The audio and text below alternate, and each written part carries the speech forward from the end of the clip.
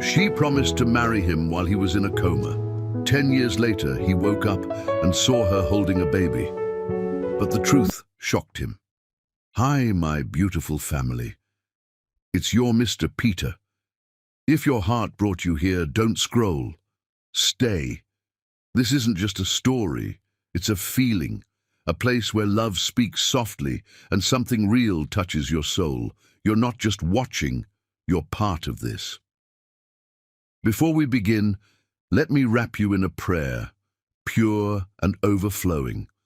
I pray that peace flows into every hidden corner of your heart, that whatever has made you feel small, tired, or forgotten begins to lose its power.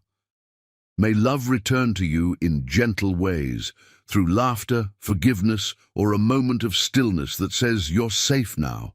I pray your strength is renewed like sunrise, your tears dry with purpose, and your spirit remembers you are not behind, you are not alone, you are still becoming everything beautiful. And now, my sweet family, please don't leave halfway.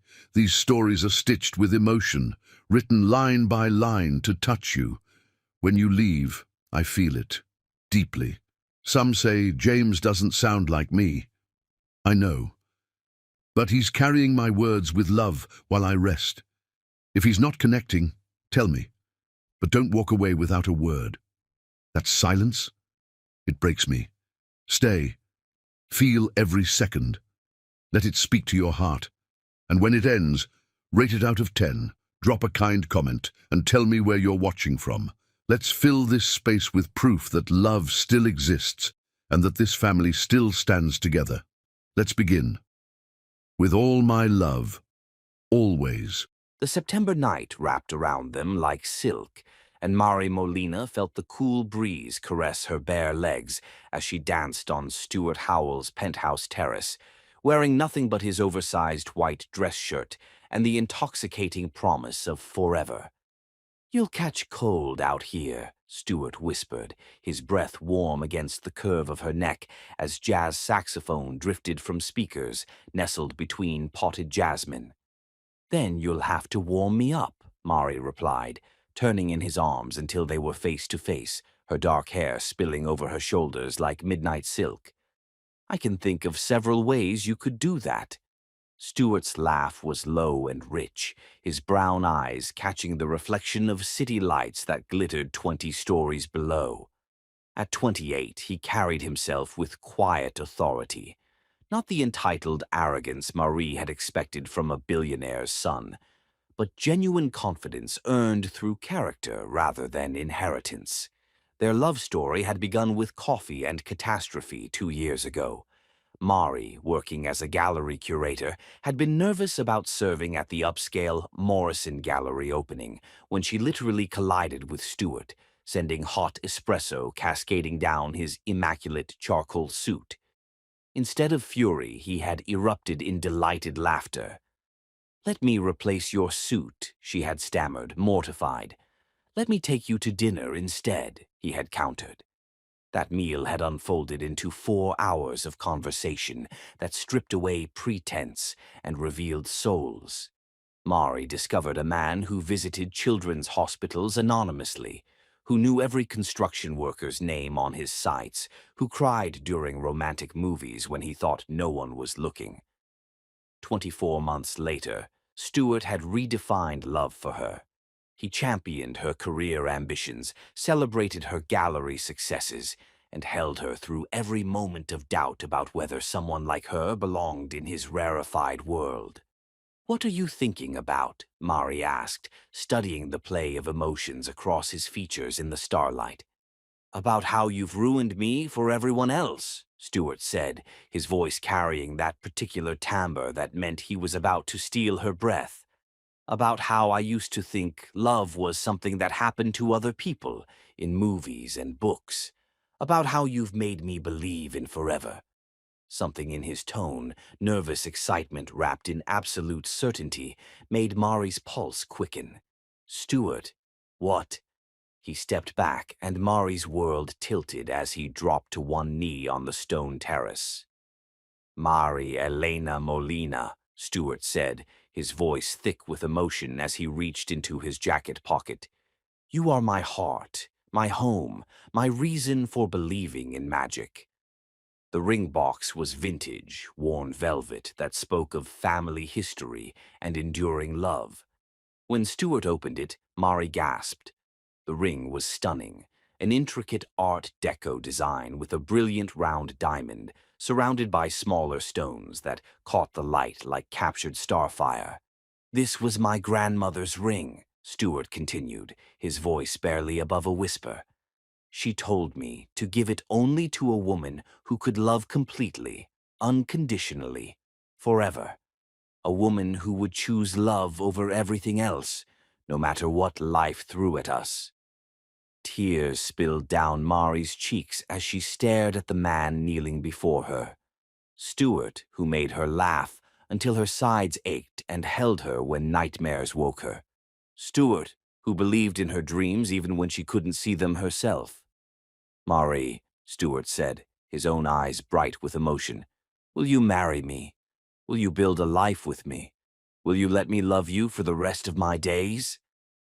The silence stretched for exactly 3 heartbeats, long enough for Mari to remember every moment that had led them here. Their first kiss in the rain outside the gallery. The morning she'd found him making pancakes, singing off-key to jazz music.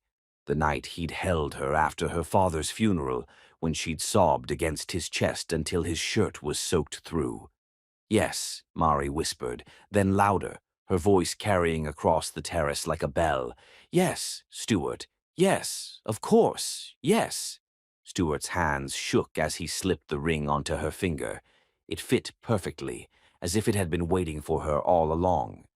The moment it settled into place, Mari felt something shift in the universe. They were no longer 2 separate people orbiting each other. They were bound by gravity and love and promises that felt sacred. Stuart rose and swept her into his arms, spinning her around as she laughed and cried simultaneously.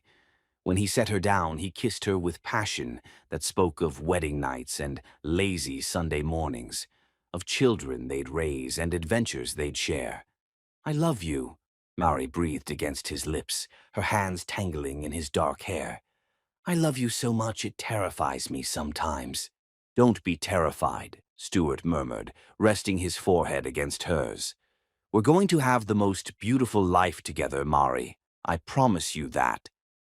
They spent the next hour wrapped around each other on the outdoor sofa, planning their wedding with the enthusiasm of children planning Christmas morning. A small ceremony in the botanical gardens where Stuart had first said he loved her. Mari's friend Rosa as maid of honor. Stuart's college roommate David as best man. Jasmine and roses everywhere because those were the flowers blooming the night they'd first made love. "I want to marry you next month," Mari said suddenly, studying the way her engagement ring caught every available light source. "Is that crazy? Next month?" Stuart laughed, but his eyes were tender. "Don't you want time to plan? To find the perfect dress? You are everything I've ever wanted," Mari said simply, turning the ring on her finger so the diamonds caught the light. "The dress, the flowers, the reception, that's all just decoration. What matters is you and me, promising to love each other forever." Stuart's expression grew serious, almost reverent. He lifted her hand to his lips, kissing the finger that now bore his grandmother's ring. "Mari Molina, I promise you, no matter what happens, no matter what challenges we face, I will love you for the rest of my life. You are my always." "And you are mine," Mari whispered back, sealing the vow with a kiss that tasted like starlight and promises. "I promise to love only you, Stuart Howell, for better or worse, in sickness and health, from this moment until my last breath." They made love then, right there under the canopy of stars, with the city sprawling beneath them and infinity stretching overhead. It was passionate and tender, desperate and peaceful, as if they were trying to memorize each other's bodies for safekeeping. Their movements synchronized perfectly, 2 souls recognizing their perfect match. Mari fell asleep in Stuart's arms as dawn approached, the engagement ring catching the first rays of sunlight like a promise made manifest. She dreamed of white lace and jazz music, of the life they would build together, of growing old on this very terrace while the city lights witnessed their enduring love. She never heard Stuart's phone ring at 3:47 a.m. She never saw him slip carefully from beneath her, pressing a gentle kiss to her forehead as he reached for the device. She never witnessed the color drain from his face as he listened to the panicked voice on the other end. But she felt the moment he kissed her goodbye, his lips lingering against her temple as if he were trying to memorize the feel of her skin. "I'll be back by sunrise, my love," he whispered against her hair. "We'll have breakfast on the terrace and start planning our wedding." Mari smiled in her sleep, dreaming of promises and forever, unaware that in just 4 hours, everything would change completely. Chapter 2. The Vow That Shocks His Family. The hospital's fluorescent lights bore no resemblance to starlight, and Mari Molina's carefully constructed world had exploded into fragments that no amount of desperate prayer could reassemble. She stood frozen in the ICU doorway, her feet still bare from running 20 blocks without stopping for shoes, Stuart's engagement ring cutting into her clenched fist. The man who had whispered promises against her skin just hours ago now lay motionless beneath sterile white sheets, his head swathed in bandages, surrounded by machines that measured his life in electronic beeps and digital readouts. "Miss Molina?" Dr. Elena Rodriguez approached with measured steps. "I'm the neurosurgeon who operated on Mr. Howell. We need to discuss his condition." Mari's throat had closed completely. She could only stare at Stuart's face, so peaceful in unconsciousness, as if he were merely sleeping deeply and might open his eyes any moment to smile at her. "The injury is extensive," Dr. Chen continued with professional gentleness. "A steel beam struck his head during the secondary collapse. We've done everything surgically possible to reduce brain swelling, but now comes the waiting. The next 72 hours will determine everything." "When will he wake up?" Mari's voice emerged as barely a whisper. The pause that followed felt eternal. "Miss Molina, traumatic brain injuries are unpredictable.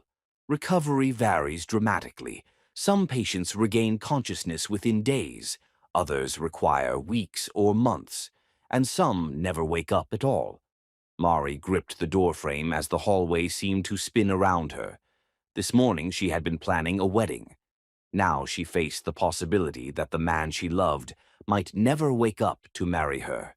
"He saved 4 people," Fire Chief Rodriguez's gruff voice cut through her spiral of terror. "Your fiancé crawled into spaces too small for our fully equipped crews.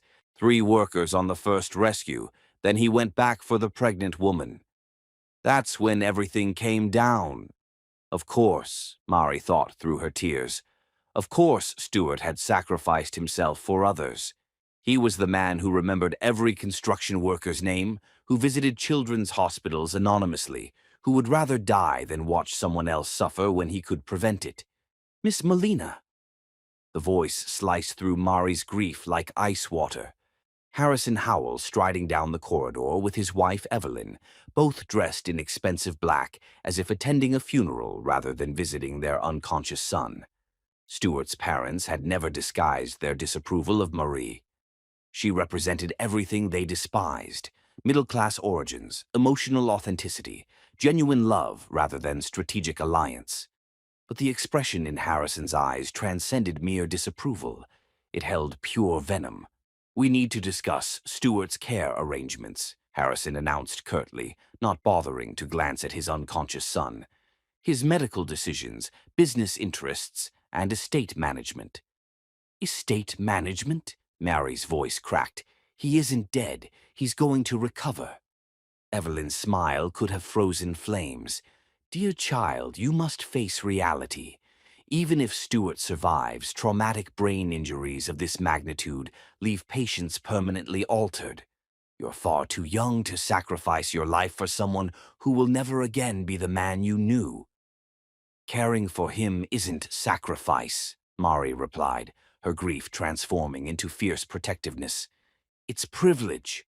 Harrison moved closer, his voice dropping to a threatening whisper. "Let me clarify your position, Miss Molina. You possess no legal authority here, no rights regarding his medical decisions, business empire, or personal affairs. You're merely someone he was involved with temporarily." The words struck Mari like physical blows, but she moved protectively closer to Stuart's bedside.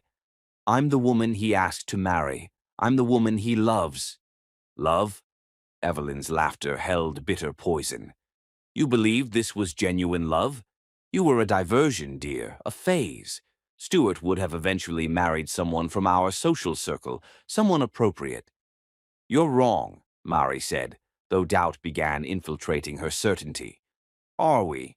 Harrison retrieved his phone, displaying what appeared to be legal documents.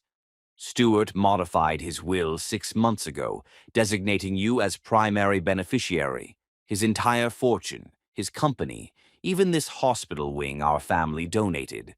Remarkably convenient timing, wouldn't you agree?" Mari's heart stopped. She had known nothing about will modifications. Stuart had never discussed money or inheritance. Their relationship had never involved his wealth. "We understand your true nature," Evelyn hissed, "a calculating opportunist who identified vulnerability and exploited it. That opportunity has now concluded. We will contest that will and ensure you never receive a single dollar of Howell money." "I don't want his money," Mari said, her voice gaining strength through repetition. "I never wanted his money. I want him. The man who makes me laugh, who supports my dreams, who believes in saving people even when it costs him everything." "How touching," Harrison sneered. "But sentiment doesn't alter facts. You have no legal standing here. We are his family. We will make all decisions regarding his care." Something crystallized within Mari's despair, pure, unshakable determination. She looked at Stuart's peaceful face, remembering their vows under the stars just hours earlier. Without warning, she removed the engagement ring from her finger. Harrison and Evelyn exchanged triumphant glances, clearly assuming she was surrendering. Instead, Mari gently lifted Stuart's left hand and placed the ring on his finger, where it settled as if it belonged there. Then she took his hand in both of hers and spoke loudly enough for the gathering crowd of nurses and families to hear clearly. "Stuart Howell," she declared, her voice carrying throughout the ICU, "I promise you, I will wait for you forever. I don't care if it requires weeks, months, years, or decades. I don't care what anyone says or does to separate us. My heart belongs only to you, and it always will." The entire ICU had fallen silent. Even the machines seemed to pause in their mechanical breathing. "I promise to love only you," Mari continued, her voice breaking but strengthening with each word. "To fight for you when you cannot fight for yourself. To be here when you wake up, regardless of how long it takes. This ring remains on your finger until you can place it on mine yourself." "You're being ridiculous," Evelyn protested, but her voice lacked conviction. Mari's fierce declaration had shaken her composure.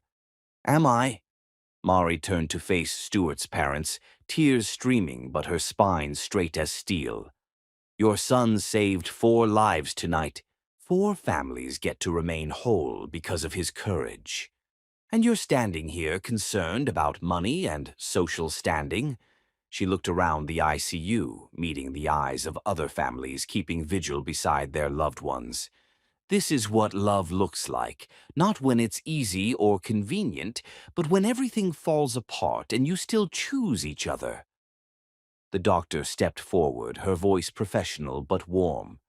"Mr. and Mrs. Howell, I should inform you that Miss Molina is listed as Stuart's emergency contact and healthcare proxy. He updated those documents 6 months ago, along with his will. These decisions were made while he was completely lucid and of sound mind." Harrison's face flushed with rage. Those documents will be contested. We have resources, connections. This nobody won't see a penny of Howell money. You can try, Mari said quietly. But while you fight your legal battles and protect your finances, I'll be right here, loving your son. As the Howells stormed out, Evelyn's parting words echoed down the corridor. We'll be watching your every move, girl. One mistake, and we'll destroy you. Mari was no longer listening. She was studying Stuart's face, learning the new landscape of his features marked by medical tape and bandages. She was memorizing the sound of his breathing, shallow but steady. She was beginning what would become the longest vigil of love in the hospital's recorded history. I meant every word, she whispered to him, pressing a gentle kiss to his forehead. I'll wait forever if necessary, because you're worth it, because what we have is worth fighting for. Outside, dawn was breaking over the city, painting the hospital windows golden. Mari pulled her chair closer to Stuart's bed and began the first day of keeping her impossible promise. She had no idea it would be 8 years before she could keep it completely. Chapter 3. The Woman Who Wouldn't Break. Love, Mari discovered, was not merely a feeling but a daily act of rebellion against a world that insisted some battles were unwinnable. 3 years had passed since that devastating morning in the ICU, and Mari had transformed Stuart's sterile hospital room into a sanctuary that pulsed with memory and hope. Photographs covered every surface, Stuart laughing at her terrible jokes, their bodies pressed together while dancing at gallery openings, quiet moments from weekend escapes to the coast. The windowsill hosted a rotating garden of seasonal flowers that changed with her moods and the calendar. Good morning, my love, Mari whispered, settling into the chair that had molded itself to her body over countless hours. She carried ritual coffee, prepared exactly as Stuart used to make it, strong enough to wake the dead and sweetened with honey, because he claimed sugar was an insult to properly roasted beans. Today she brought fresh jasmine from the florist downtown, the same flowers that had been blooming on his terrace the night he proposed. She arranged them carefully in the crystal vase she'd brought from their apartment, because she refused to speak of it in past tense. The Hendersons from room 314 asked about you again, Mari said, taking Stuart's hand in both of hers.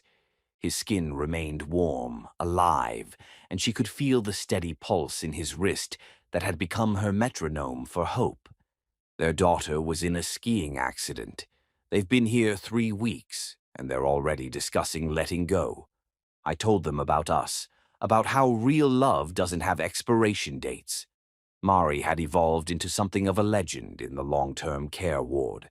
Other families whispered about the woman who had been arriving every single day for 3 years, who never missed birthdays or holidays, who spoke to her comatose fiancé as if he might respond at any moment. The hospital staff had stopped attempting to convince her to move on, and had instead embraced her as part of their extended family. Dr. Rodriguez stopped by yesterday while you were sleeping, Mari continued, gently stroking Stuart's hair. She had learned to trim it herself, wanting him to look handsome for the day he opened his eyes.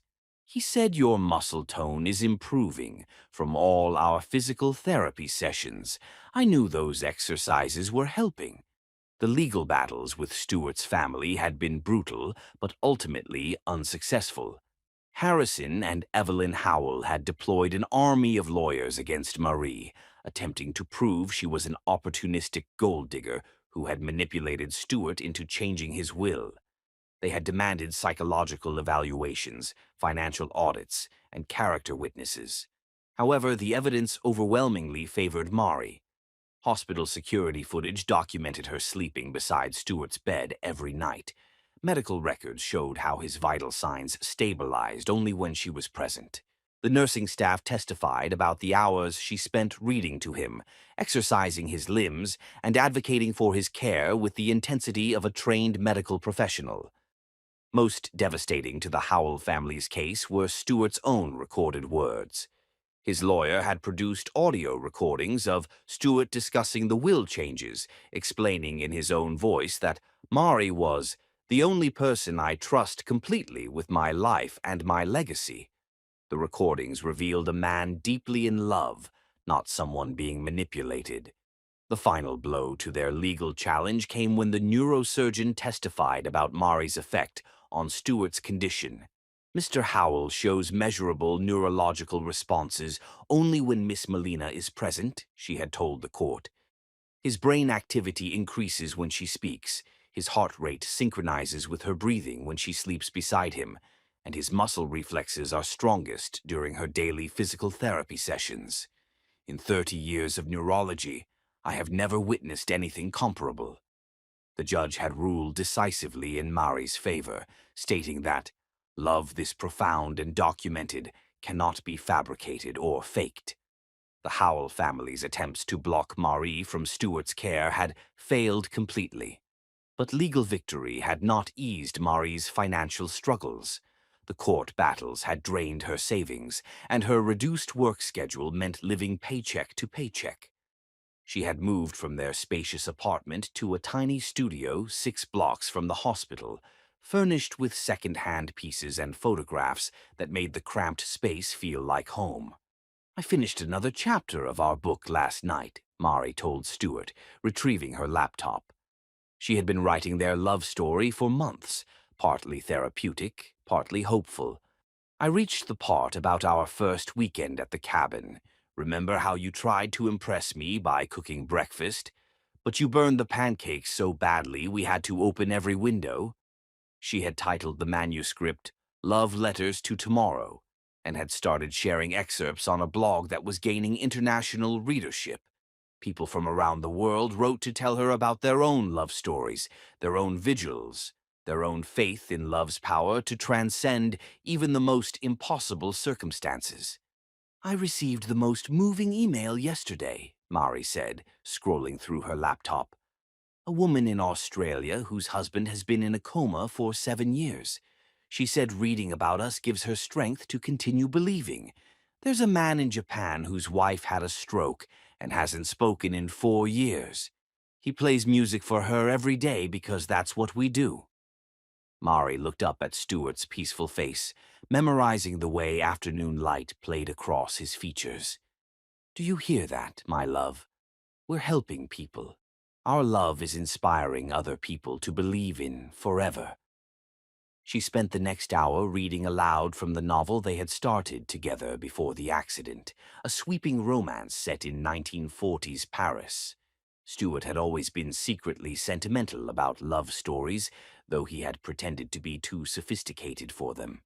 Mari could still remember catching him wiping away tears during Casablanca. Around noon, she retrieved the sketchpad that never left her side. For months, she had been drawing detailed plans for the house they had dreamed of buying together. A craftsman-style home with a wrap-around porch, gardens where they could grow vegetables, a library with floor-to-ceiling bookshelves where Stewart could read while she painted. I drove by the Morrison property again, she told him, shading in the front steps with careful precision. It's still for sale, and Mrs. Morrison asked about you. The entire neighborhood knows our story now. They're all hoping for you to come home. The afternoon brought its familiar routine, assisting the nurses in repositioning Stewart to prevent bed sores, guiding his arms and legs through range of motion exercises, monitoring every machine that tracked his vital signs. Mari had educated herself about traumatic brain injury recovery until she could interpret his medical charts almost as competently as the doctors. Your intracranial pressure has remained stable for 6 months, she reported, checking his latest test results. The neurologist says that's an excellent indicator. Your brain is healing, Stewart. I can feel it. The attending physician appeared during evening rounds, as she did most days. Over 3 years, she and Mari had developed a friendship built on shared hope and medical realism. How are you managing? The doctor asked, settling into the second chair Mari had brought for visitors. I'm well, Mari replied automatically, then caught the doctor's knowing expression. All right, I'm exhausted, but I'm not surrendering. I would never expect you to. But Mari, you understand you can take breaks, correct? You could visit friends, take a weekend trip, live a little. He'll still be here when you return. Mari shook her head firmly. What if he wakes up and I'm not here? What if he opens his eyes and believes I abandoned him? What if he wakes up and the first thing he sees is you, looking exhausted and worn down from waiting? Don't you think he'd want you to be healthy and happy? I am happy, Mari insisted, and surprisingly she meant it. I know that sounds impossible, but I am. I get to love him every day. I get to care for him, talk to him, share my life with him. Most people never get to love someone this completely. The doctor studied her for a long moment. You know, when I first met you, I thought this vigil would destroy you. I was wrong. It's made you stronger. As evening fell, Mari prepared for her favorite part of each day. She dimmed the lights, retrieved her phone, and played the playlist she had created of songs that held meaning for them. Taking Stuart's hand, she began to sway beside his bed, dancing to music only she could hear fully. "Remember our first dance," she whispered, moving in the small space between his bed and the window. "You stepped on my foot 3 times, and I didn't care because you were looking at me like I was the most incredible thing you had ever seen." She danced to "The Way You Look Tonight," their song from that first, awkward, perfect evening. She danced to "At Last," which had been playing when Stuart first told her he loved her. She danced to "Fly Me to the Moon," which they had planned to use for their first dance as husband and wife. "I'm still here," Mari whispered as the final song ended. "I'm still waiting. I'm still choosing you every single day." As she settled in for the night, the hospital had long since abandoned trying to enforce visiting hours for her. Mari noticed something that made her pulse quicken. Stuart's fingers had moved, just slightly, almost like he was attempting to squeeze her hand. "Stuart," she whispered, leaning closer. "Can you hear me, love?" The movement didn't repeat, but Mari felt no discouragement. Love was patient. Love was persistent. Love was whatever it took, for however long it took. Tomorrow would mark 3 years and 1 day since the accident. Mari fell asleep holding Stuart's hand, dreaming of the morning he would finally squeeze back.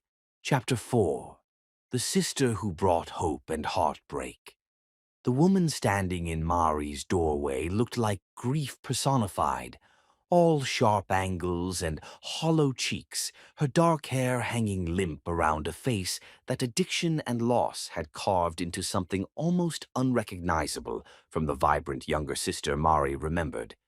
"Isabella," Mari whispered, her coffee mug trembling in suddenly unsteady hands. She had just returned from her daily vigil with Stuart, emotionally drained and physically exhausted, and seeing her estranged younger sister felt like being struck by lightning on a clear day. "Hey, Mari," Isabella's voice barely carried across the threshold, and she kept glancing over her shoulder as if expecting pursuit. "I know I have no right to be here after everything I've done, but I'm pregnant and I'm clean and I have nowhere else to go." Mari's chest tightened as she absorbed her sister's appearance. Isabella's clothes hung loose on her diminished frame, but there was indeed a small bump visible beneath her oversized sweater. Her eyes, once bright with mischief, so similar to Marie's own, now held a mixture of fear, shame, and desperate hope. 3 years of silence stretched between them like a chasm. 3 years since Isabella had stolen money from Marie's purse to buy drugs. 3 years since their screaming fight had ended, with Isabella storming out and Mari shouting that she never wanted to see her again. How naive that ultimatum seemed now, after Mari had learned what it truly meant to love someone through impossible circumstances. "Come in," Mari said softly, stepping aside. "You look like you haven't eaten in days." Isabella's relief was so profound that she actually swayed on her feet. "Thank you. God, Mary, thank you. I didn't know if you'd even open the door." As Isabella stepped into the small studio apartment, Mari watched her sister take in the sparse furnishings, the stack of medical journals on the coffee table, the wall covered entirely with photographs of Stuart. There was no judgment in Isabella's gaze, only deep sadness that seemed to recognize another person carrying an impossible burden. "Is that him?" Isabella asked, approaching the wall of photographs. "Your fiancé?" "Stuart," Mari confirmed, moving to stand beside her sister. "He's been in a coma for 3 years. Construction accident."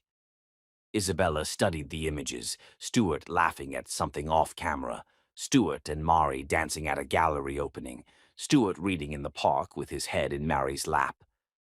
"He looks at you like you hung the moon." "He loves me," Mari said simply. "And I love him. Even like this." "Even like this," Isabella repeated softly, and something in her tone made Mari look at her more closely. There was understanding there, recognition of what it meant to love someone despite impossible circumstances. Over the next few hours, as Mari prepared soup and insisted Isabella eat, the story emerged in painful pieces. Isabella had been clean for 8 months, living in a sober house and working as a waitress. She had fallen in love with a man named David, also in recovery, also fighting to build a better life. They had been careful, but birth control had failed, and when Isabella told David about the pregnancy, he had panicked and disappeared. "I considered termination," Isabella admitted, her hands unconsciously protective over her small bump. "But then I realized this baby might be the only good thing I ever create in this world, the only chance I have to love someone completely, the way you love Stuart." Mari felt tears sting her eyes. Despite everything, the addiction, the stealing, the years of silence, Isabella was still her little sister. The same girl who used to crawl into Mari's bed during thunderstorms, who had cried when their goldfish died, who had once said she wanted to be just like Mari when she grew up. "You can stay here," Mari said firmly, "as long as you need. But there are conditions." Isabella nodded eagerly. "Anything. I'll do anything. You continue with your sobriety program. You see a doctor regularly, and you come with me to visit Stuart." The last condition seemed to surprise Isabella. "You want me to meet him?" "I want you to understand why I can't give up," Mari explained. "I want you to see what real love looks like, so you can have it for yourself and your baby." 3 days later, Mari brought Isabella to Mercy General for the first time. She watched nervously as her sister approached Stuart's bedside, uncertain how Isabella would react to seeing someone in such a vulnerable state. But Isabella surprised her. She approached Stuart with the same reverence Mari had seen in other visitors, the recognition that this was sacred space, that love lived here in ways that transcended consciousness. "Hello, Stuart," Isabella said softly, pulling up the second chair. "I'm Isabella, Mari's sister, the one who's been a complete disaster for the past few years. But I'm trying to do better now, partly because of you." Mari looked at her questioningly.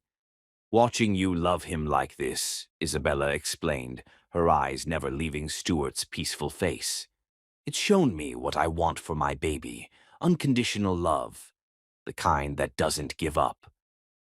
Over the following weeks, Isabella became a regular part of Mari's routine.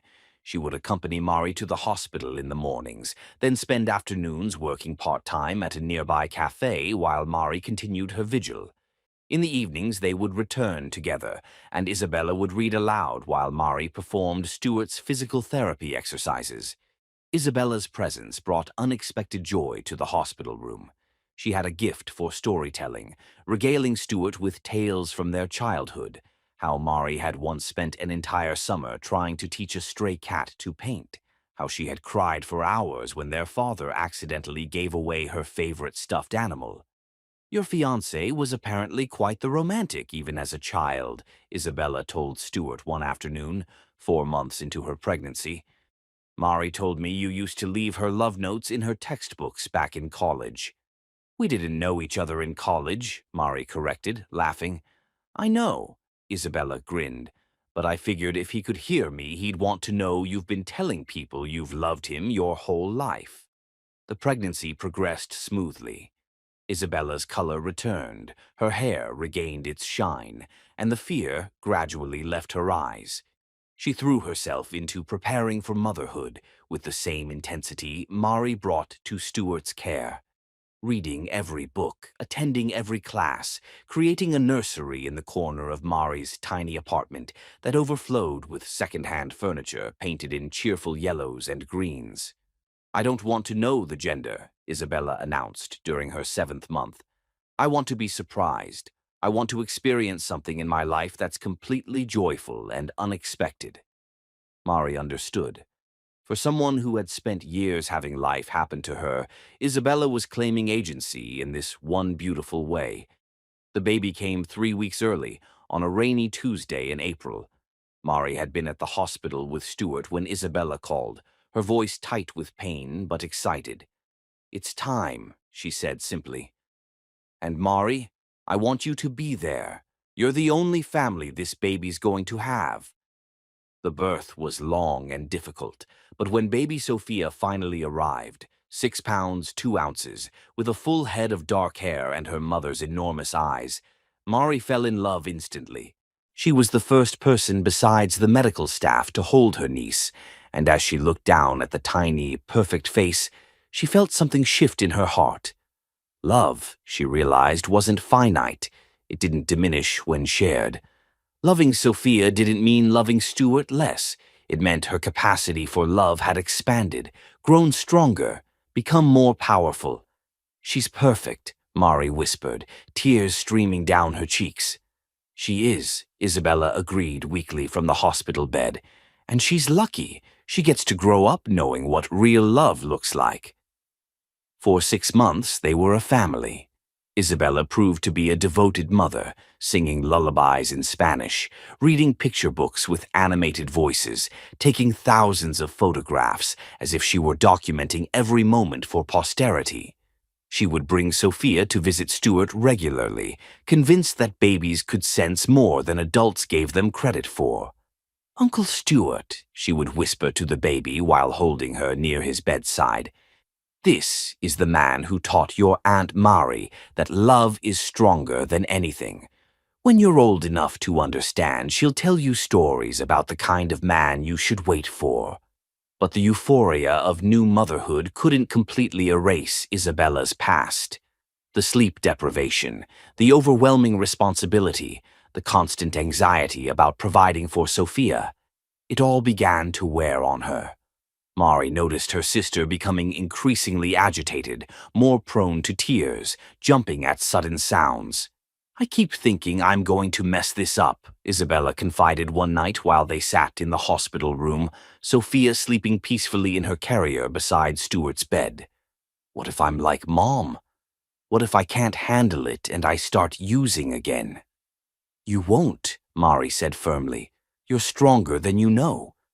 But late one night, when Sophia was 6 months old, Mari woke to the sound of crying. Not the baby, but Isabella, sobbing into her pillow with desperation that chilled Marie's blood. "I can't do this," Isabella whispered when she realized Marie was awake. "I love her so much it hurts, but I'm drowning. I keep thinking about using, about how much easier everything would be if I could just escape for a little while." Mari held her sister as she cried, recognizing the signs of postpartum depression that had gone untreated for too long. They got help, therapy, medication, a support group for new mothers in recovery. For a while, things seemed to improve. But addiction is a patient predator, and grief makes people vulnerable to old demons. The call came on a snow-covered morning in February. Isabella had been driving to her NA meeting when another car ran a red light, hitting her driver's side door at full speed. She died on impact, leaving behind an 18-month-old daughter and a sister whose heart had been broken all over again.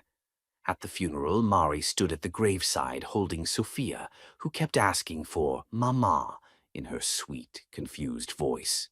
The adoption papers Isabella had signed months earlier made Mari Sophia's legal guardian, but no legal document could prepare someone for the reality of sudden single parenthood while maintaining an 8-year vigil. That night, Mari brought Sophia to Stuart's room for the first time since Isabella's death.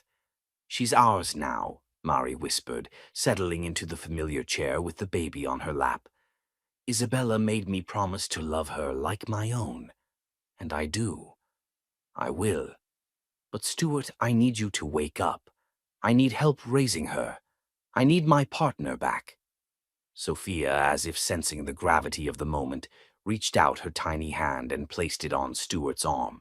For just a moment, Mari could have sworn she saw his fingers twitch in response. Love hadn't gotten smaller after Isabella's death. It had simply changed shape, expanding to encompass a motherless child who would grow up surrounded by stories of the uncle who loved her aunt so much that he had been fighting for 8 years to come home to them.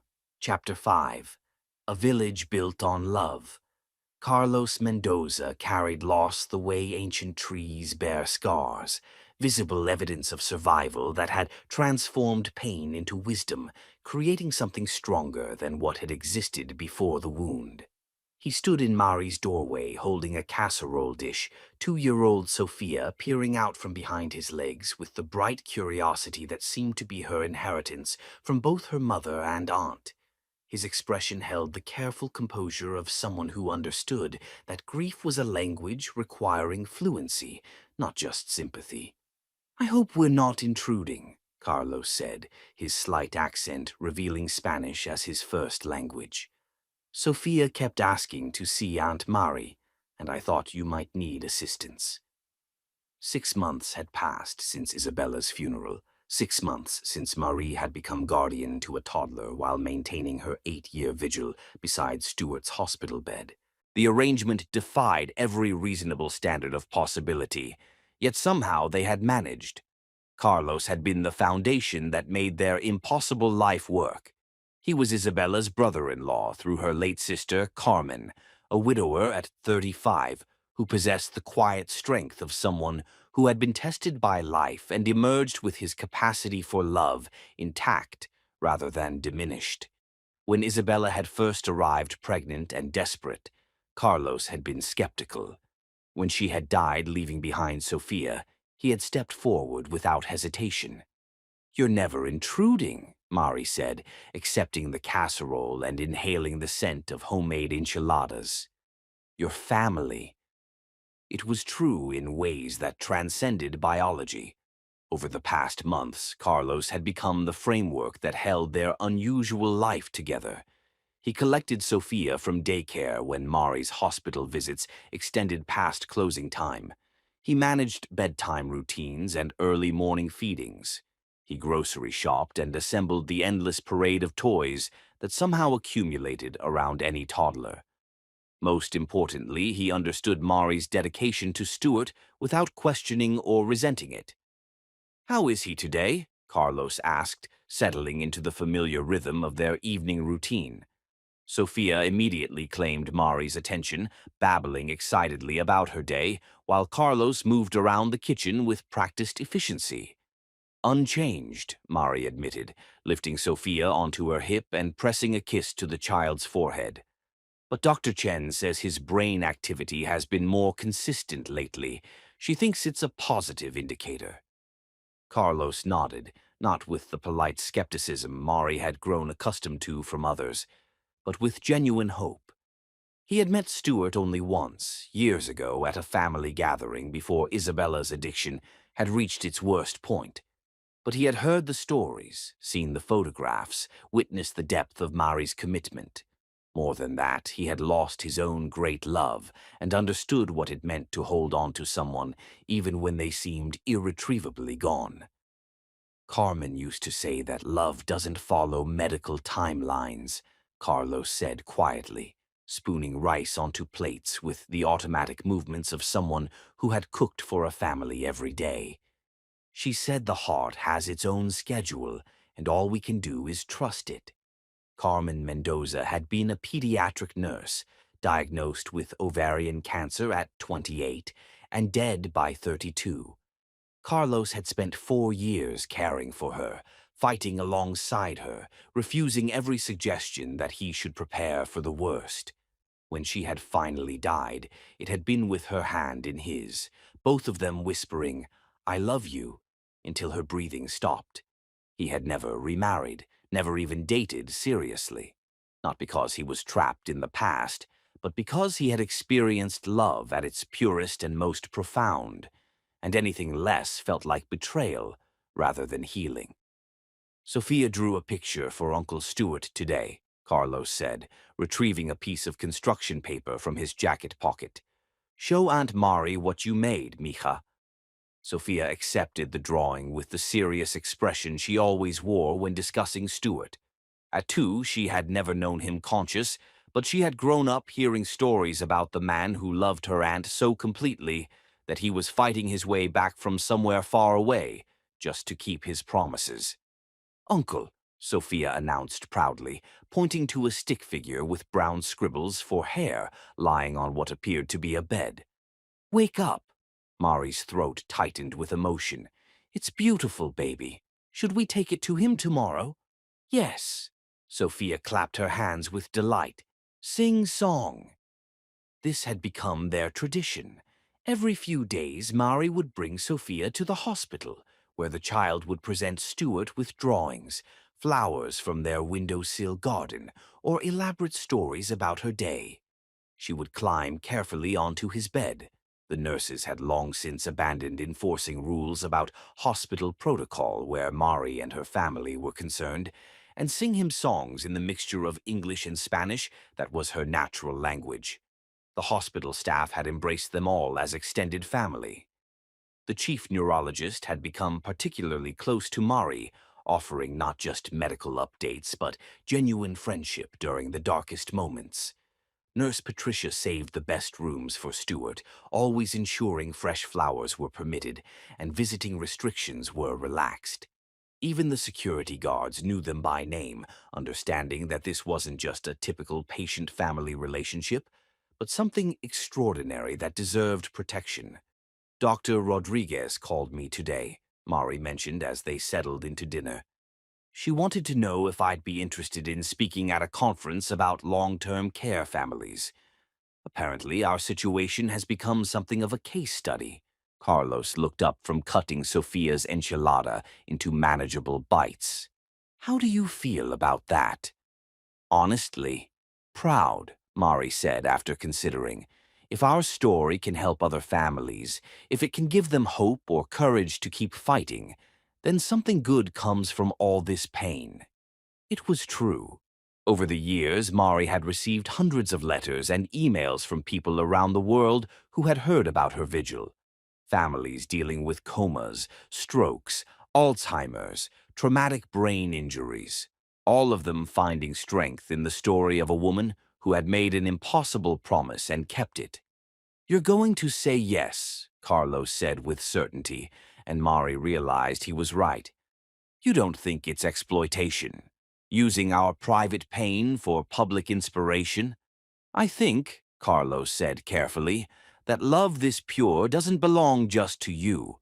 It belongs to everyone who needs to believe that some things are worth fighting for, no matter how hopeless they seem." After dinner, they drove to Mercy General for their evening visit. It had become a routine that worked for all of them. Carlos would sit with Sophia in the family lounge, while Mari spent time alone with Stuart. Then they would all visit together before heading home for bedtime. Tonight, as they walked down the familiar corridors, Sophia broke away from Carlos and ran toward Stuart's room with the confidence of a child who knew she was loved everywhere she went. "Uncle," she called out as she burst through the doorway, "Sophia here." Mari watched with wonder that never diminished as her niece climbed carefully onto Stuart's bed, settling herself beside him with the natural ease of someone who had never known him any other way. "I bring picture," Sophia announced seriously, holding up her artwork. "You like?" Then she did what she always did, placed her small hand on Stuart's chest and began to sing. It was a lullaby Isabella used to sing, passed down from their grandmother, a mixture of Spanish and nonsense words that somehow conveyed more love than any formal song ever could. And something extraordinary happened. Stuart's eyes moved beneath his closed lids, tracking back and forth as if he were watching something invisible. His breathing deepened, became more rhythmic. Most remarkably, his hand, the hand that hadn't moved voluntarily in 8 years, slowly, almost imperceptibly, shifted closer to where Sophia sat. Mari gasped, grabbing Carlos's arm. "Did you see that?" "I saw it," Carlos whispered, his own eyes bright with tears. The neurosurgeon, who had been checking on another patient, appeared in the doorway just in time to witness Stuart's hand actually make contact with Sophia's leg, the most purposeful movement he had made since the accident. "That's unprecedented," she breathed, immediately moving to check his monitors. "His brain activity is spiking in ways I've never seen before." Sophia, oblivious to the medical miracle occurring around her, simply continued singing while patting Stuart's chest gently. "Sleep now, Uncle. Sophia here. Aunt Mari here. Carlos here. We stay." Later that night, after they had returned home and Sophia was asleep in her crib, Mari and Carlos sat on the small balcony of her apartment, sharing a bottle of wine and processing what they had witnessed. "Do you think he knows?" Mari asked. "About Isabella, about Sophia, about all of it?" "I think," Carlos said thoughtfully, "that love is smarter than medical science gives it credit for. I think he's been listening to everything, learning about his new family, waiting for the right moment to show us he's still fighting." Mari felt something loosen in her chest. Hope that had been carefully guarded for so long, finally allowed to expand. "Carlos, when he wakes up, and I do mean when, are you going to stay? Will you help us figure out how to be a family?" Carlos was quiet for a long moment, staring out at the city lights. "Carmen always said I'd know when it was time to stop mourning and start living again. I think she'd approve of this, helping to raise a little girl who needs stability, supporting a love story that proves some promises are worth keeping forever." "That's not really an answer," Mari pressed gently. Carlos smiled, the first truly peaceful expression Mari had seen on his face since she had known him. "Yes, Mari, I'll stay. Sophia needs her Uncle Carlos, and you need someone who understands that love doesn't diminish when it's shared. It multiplies." That night, Mari fell asleep to the sound of Sophia's gentle breathing in the next room and Carlos's quiet movements as he cleaned their dinner dishes. For the first time in years, she felt not just hopeful about Stuart's eventual awakening, but confident that when he did wake up, he would find not just her waiting for him, but an entire family built on the foundation of their love. Love, she was learning, was indeed larger than any one person could contain. It created communities, inspired strangers, and somehow, miraculously, had the power to call someone back from the very edge of forever. Chapter 6. Whispers from Beyond. The dreams had been growing more vivid for months, but tonight Stuart's voice was so clear that Mari woke with tears streaming down her cheeks and the unshakable conviction that everything was about to change. In the dream, they had been dancing on his penthouse terrace again, but instead of city lights below, an endless field of stars stretched to infinity. Stuart had appeared whole and conscious, wearing the same tender smile he'd given her the night he proposed. But when Mari tried to touch his face, her hand passed through him like he was made of starlight. "I'm fighting my way back to you," he had whispered, his voice echoing from somewhere both impossibly distant and intimately close. "But Mari, when I return, everything will be different. You need to prepare yourself." "Prepare for what?" she had asked, but he was already fading. "Prepare to forgive me for not understanding immediately. Prepare to fight for us one more time when I can't see clearly." Now, sitting in the pre-dawn darkness of her apartment, with 3-year-old Sophia sleeping peacefully in the next room, Mari couldn't dismiss the feeling that the dream had been more than her subconscious processing hope and fear. It had felt like a conversation, as if Stuart had somehow reached across the vast distance of his coma to warn her about what was coming. She'd been having these dreams increasingly often over the past year, always vivid, always feeling more real than her waking hours. The medical staff had explained that it was normal for long-term caregivers to experience this kind of subconscious connection, but Mari knew it was more than psychology. She could feel Stuart fighting his way back to consciousness, could sense his presence growing stronger in ways that had nothing to do with medical measurements. The evidence was mounting in small but undeniable ways. His muscle tone had improved dramatically, even though he remained unconscious. His sleep cycles had become more regular, more human. Most remarkably, his brain activity showed patterns that doctors described as unprecedented and medically fascinating. "Good morning, my love," Mari whispered as she settled into her usual chair beside Stuart's bed later that morning.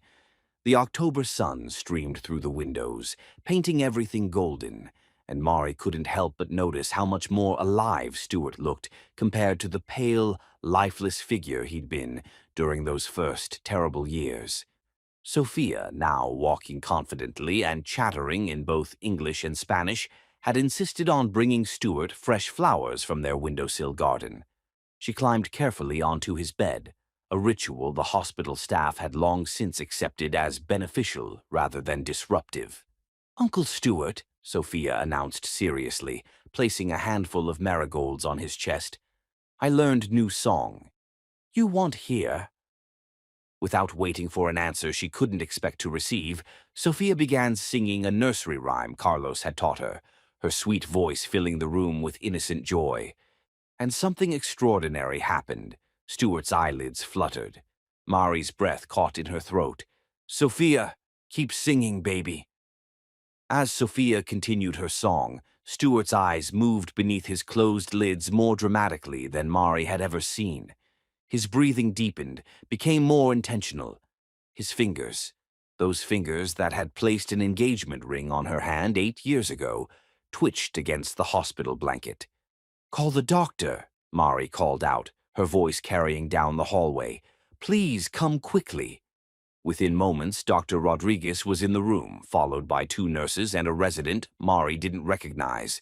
They all watched in amazement as Stuart's vitals spiked on the monitors, showing brain activity patterns that suggested consciousness.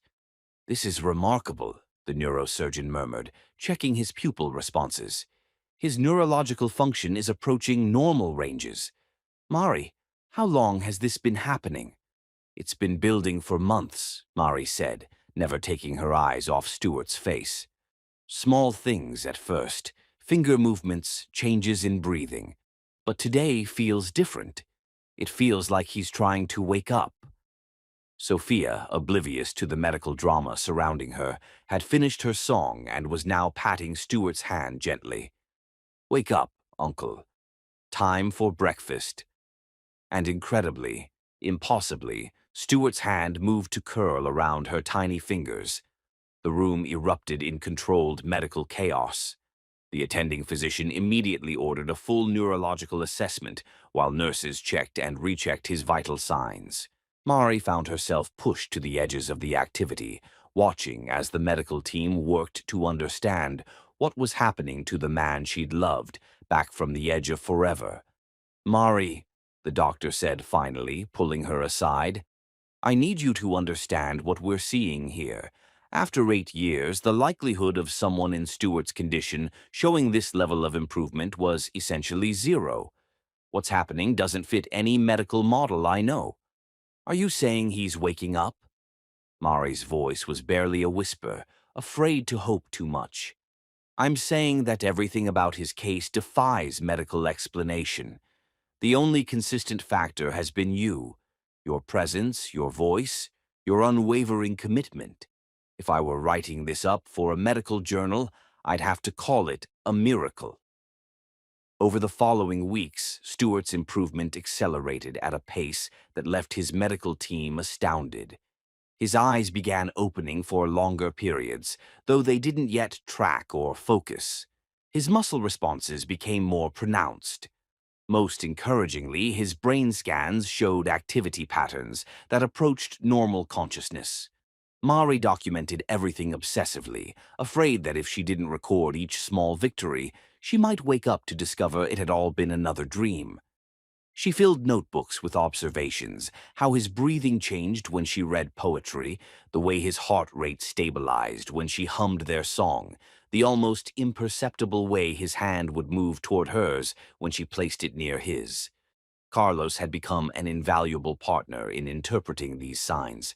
His own experience with Carmen's illness had taught him to notice subtle changes that medical professionals might miss. More importantly, he understood the emotional marathon Mari was running and made sure she ate properly, slept when possible, and didn't lose herself completely in the intensity of hope and fear. "He's coming back," Carlos said one evening as they sat in the hospital cafeteria while Sophia napped in Stuart's room. "I can see it in the way you look at him. There's something different in your eyes, not just hope anymore, but certainty." Mari nodded, stirring her coffee absently. "I dream about him almost every night now. We talk, really talk. He tells me he's fighting to get back, that he can hear everything that's happened. He knows about Isabella, about Sophia, about you helping us. But he also warns me that when he wakes up, things are going to be complicated." "Complicated how?" "I don't know. The dreams are clear about some things and frustratingly vague about others. But Carlos, what if he wakes up and doesn't remember loving me? What if 8 years in a coma has changed him fundamentally? What if he looks at our life, at Sophia, at the way you and I have become family, and feels like an outsider in his own story?" Carlos reached across the table and covered her hand with his own. "Mari, love that survives 8 years of one-sided conversation doesn't just disappear when it finally gets to be a dialogue again. Whatever happens when he wakes up, whatever adjustments need to be made, the foundation is solid. You've proven that already." That night, Mari's dream was more vivid than ever. She found herself standing in a hospital room that looked exactly like Stuart's, except that he was sitting up in bed, fully conscious, his brown eyes bright with intelligence and love. "Soon," he said, reaching for her hand. "Very soon now. But Mari, I need you to promise me something." "Anything," she whispered. "When I wake up, I'm going to be confused, disoriented. I might say things or do things that hurt you, not because I don't love you, but because I won't understand at first how much time has passed, how much has changed. Promise me you won't give up on us during those first difficult moments." "I've waited 8 years," Mari said fiercely. "I'm not giving up during the first difficult minutes." Stuart smiled, and for a moment he looked exactly like the man who'd proposed to her under the stars. "That's my girl. That's the woman I fell in love with, stubborn as hell and twice as loyal. Stuart, I need to tell you." But the dream was fading, and she woke to find Sophia crawling into bed beside her, having had a nightmare of her own. "Aunt Mari," Sophia whispered, snuggling close. "I dreamed Uncle Stuart was awake. He told me to take good care of you." Mari's heart stopped. "What did he look like in your dream, baby?" "Like the pictures," Sophia said simply, "but happy. Really, really happy." The next morning, Mari arrived at the hospital with a sense of anticipation that felt almost electric. She found Dr. Rodriguez waiting for her outside Stuart's room, wearing an expression that was part excitement, part bewilderment. "Mari, we need to talk before you go in," the doctor said. "Something happened overnight." "What do you mean?" "Stuart's brain activity has reached levels we haven't seen since before the accident. His sleep patterns are completely normal now. His motor responses are becoming more coordinated. Most significantly, he's showing REM activity that suggests not just dreaming, but the kind of complex cognitive processing we associate with consciousness." Mari felt her knees go weak. "Are you saying—" "I'm saying that, medically speaking, Stuart should wake up within the next 24 to 48 hours. I can't promise anything about his mental state, his memory, or his cognitive function. But Mari, after 8 years, he's coming back. Mari pressed her hand to her heart, feeling it race with a mixture of pure joy and absolute terror. Everything she dreamed of, fought for, waited for was finally happening. She was about to get her love story's next chapter, and she had no idea whether it would be a reunion or a tragedy. Chapter 7. The Awakening That Destroys Hearts. Stuart Howell's first conscious thought after 8 years was not his own identity, not the current year, not even his location. It was the crystalline sound of Mari's laughter, heartbreakingly familiar, echoing from somewhere beyond the gray void that had encompassed his entire existence. His eyelids felt weighted with lead, heavy from years of enforced unconsciousness. When he finally forced them open, reality crashed over him in overwhelming waves, fluorescent lights too harsh, sounds too sharp, sensations too intense after the gentle darkness that had sheltered him through an eternity of dreams. The ceiling above him was institutional white, marked with water stains that spoke of countless human dramas played out beneath this sterile canopy. His throat felt raw as sandpaper, his mouth completely dry, and when he attempted to speak, only a rasp emerged that might have been Mari's name. "Well, hello there, Sleeping Beauty." The voice belonged to a stranger, a woman in scrubs with kind eyes and silver-streaked hair pulled back in a practical ponytail. "I'm Nurse Patricia. You're at Mercy General Hospital, and you've been unconscious for a very long time. Can you tell me your name?" Stuart's mind felt like an ancient computer slowly awakening, systems coming online one by one with mechanical precision. "Stuart," he managed, his voice sounding foreign and unused. "Stuart Howell. Excellent, that's very encouraging. Do you remember what happened to you?" Fragments returned gradually. The construction site emergency, the trapped workers, the sound of metal groaning overhead before everything went black. Accident. Building collapsed. Workers were trapped. Nurse Patricia smiled with professional warmth. "You saved 4 people that night, Mr. Howell. You're a hero. Now I need to ask you some questions to assess your cognitive function, and then there are some people who are very eager to see you." The questions came in systematic waves. What year was it? He answered 2014. Who was the president? His answer was wrong by 2 administrations. What was the last thing he remembered? Proposing to Mari under the stars. Each incorrect answer seemed to push the present moment further away from him, creating a growing chasm between what he expected and what apparently was. "Mr. Howell," Nurse Patricia said gently, "it's 2022. You've been in a coma for 8 years." 8 years. The words hit him like a steel beam to the chest. 8 years of his life vanished. 8 years during which the world had moved forward without him, during which everyone he loved had been forced to construct lives that didn't include him. "Mari," he whispered urgently. "Where is Mari? Is she... did she..." "She's here," Nurse Patricia assured him quickly. "She's been here every day for 8 years. Let me call Dr. Chen first for a medical evaluation, and then we'll contact Mari. She's actually here in the hospital right now, visiting with her family." Her family. The word sent ice through Stuart's veins. Of course, Mary had a family now. Of course, she had moved on. 8 years was an eternity, time enough to fall in love, get married, have children, build an entire life with someone who could actually be present for it. When the attending physician arrived, she greeted him with the kind of professional excitement reserved for medical miracles. She conducted tests, checked reflexes, asked more questions about his memory and cognitive function. Stuart answered automatically, his mind consumed with the need to understand what had happened to the life he had left behind. "Doctor," he finally interrupted her neurological assessment, "I need to know about Mari. Is she married? Does she have children?" The neurosurgeon paused, clearly uncertain how much information to share with someone who had just awakened from an 8-year coma. Mr. Howell, perhaps it would be better if you spoke with Mari directly about— Please, Stewart said desperately. I need to know before I see her. I need to prepare myself. She's not married, the doctor said carefully. But yes, she has a child, a little girl named Sophia. She's 3 years old.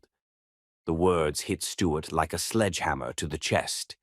Mari had a daughter, a 3-year-old daughter who had never known him, who called someone else Daddy, who was part of the life Mari had built during the years he had been trapped in unconsciousness. The father? Stewart asked, his voice barely audible. It's complicated, Mr. Howell. Really, I think you should discuss this with Mari herself. She'll be overjoyed to see you awake. She's never stopped believing you'd come back. But Stewart was no longer listening. Physical therapy had been mentioned, and he had latched onto it as distraction from the emotional devastation threatening to overwhelm him. Within an hour, he was working with the therapist to remember how to walk, how to coordinate movements his body had forgotten during 8 years of stillness. The process was humiliating and exhausting, but it also gave him a goal. He needed to be strong enough to see Mari without falling apart completely. He needed to be able to walk to the window, to see what life looked like in this new world where 8 years had passed without him. When the physical therapist finally helped him to the large window overlooking the hospital's garden courtyard, Stewart's heart stopped completely. There she was. Mari, but not the Mari he remembered. This woman was older, more mature. Her beauty deepened rather than diminished by the years he had missed.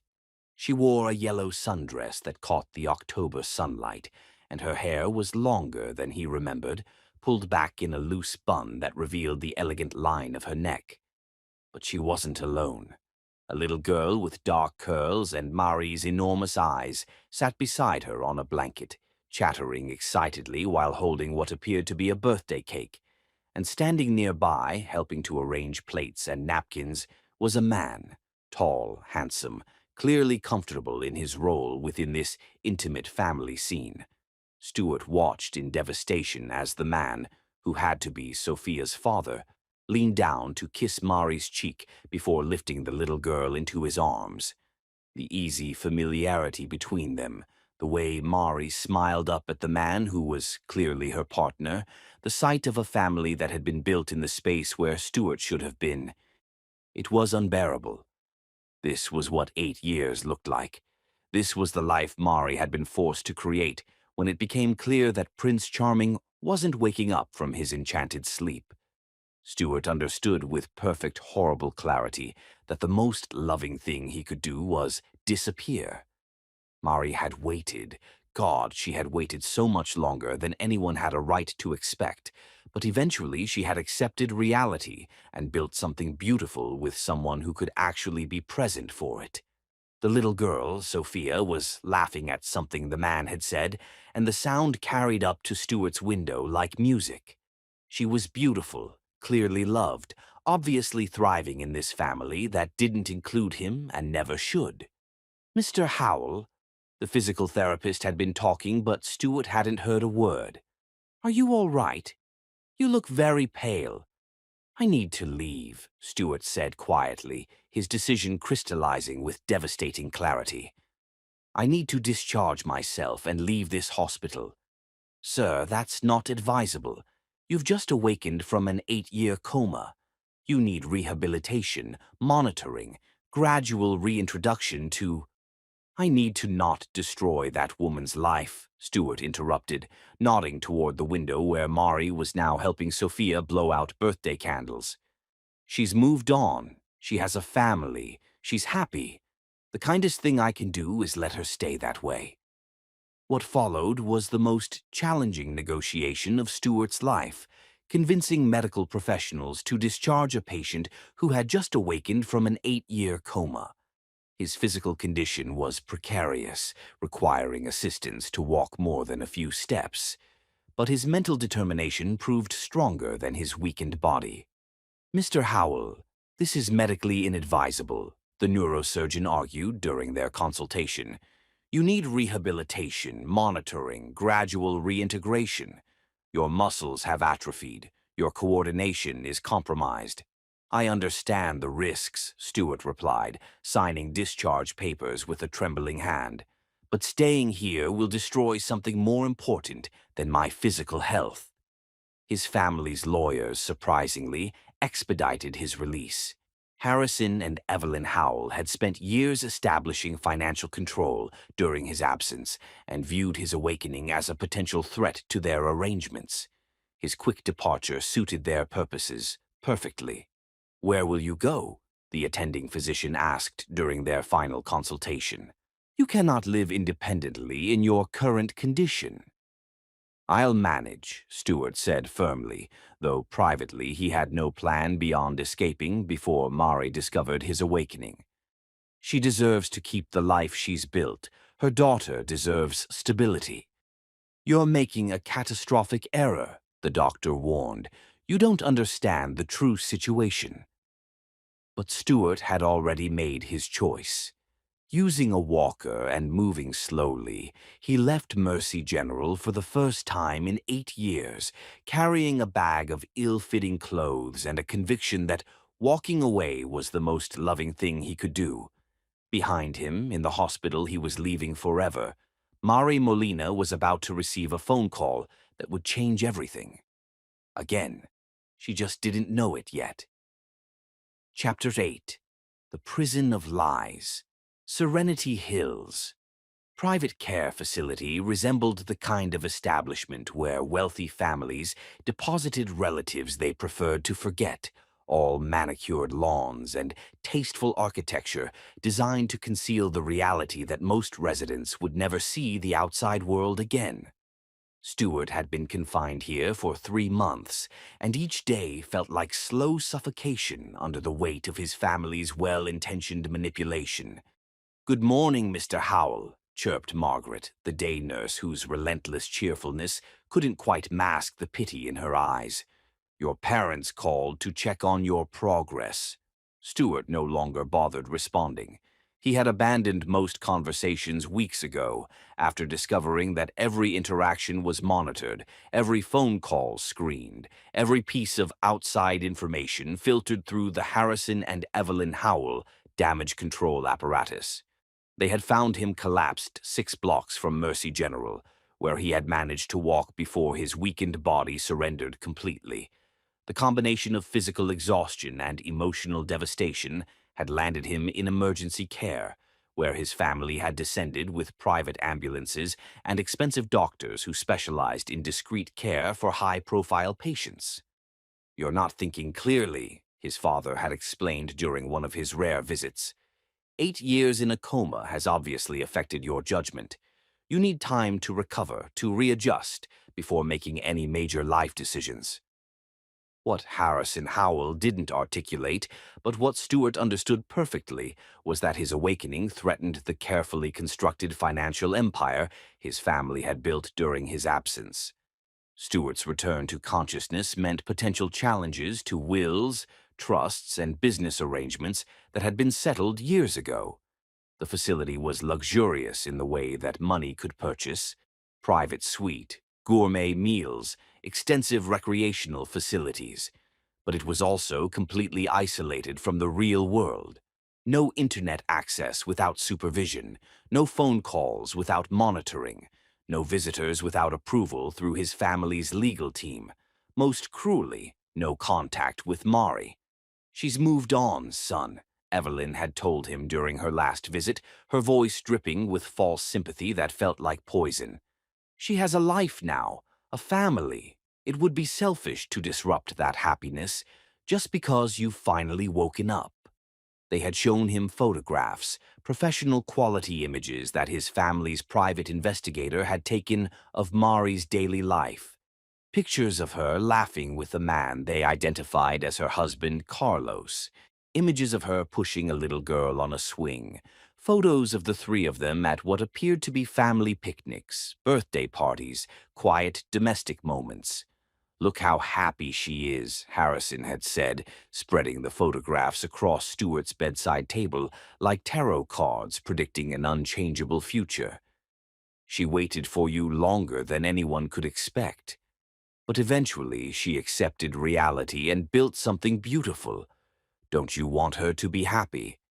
The question was rhetorical, designed to transform Stuart's love for Mari into a weapon against his own desires. Of course he wanted her to be happy. Of course he would rather see her thriving with someone else than suffering alone. But the photographs felt like looking at an alternate universe, one where his absence had been filled so completely that there was no longer any space for his return. Stuart's days blended together in a haze of physical therapy, supervised recreation, and carefully monitored mental health support. Dr. Patricia Williams, the facility's chief psychiatrist, visited twice weekly to assess his emotional adjustment to awakening after 8 years. "You're experiencing adjustment difficulties common to extended coma patients," Dr. Williams explained during one of their mandated sessions. "The guilt you feel about the burden your condition placed on loved ones is normal. However, isolating yourself isn't the solution." "It isn't guilt," Stuart replied carefully. "It's acceptance. Mari has built something stable and beautiful. Disrupting that would be selfish. But shouldn't she have the choice to make that decision herself?" Stuart's response came from months of careful consideration. "She already made her choice. She chose to build a life that could accommodate happiness. I have no right to tear that down."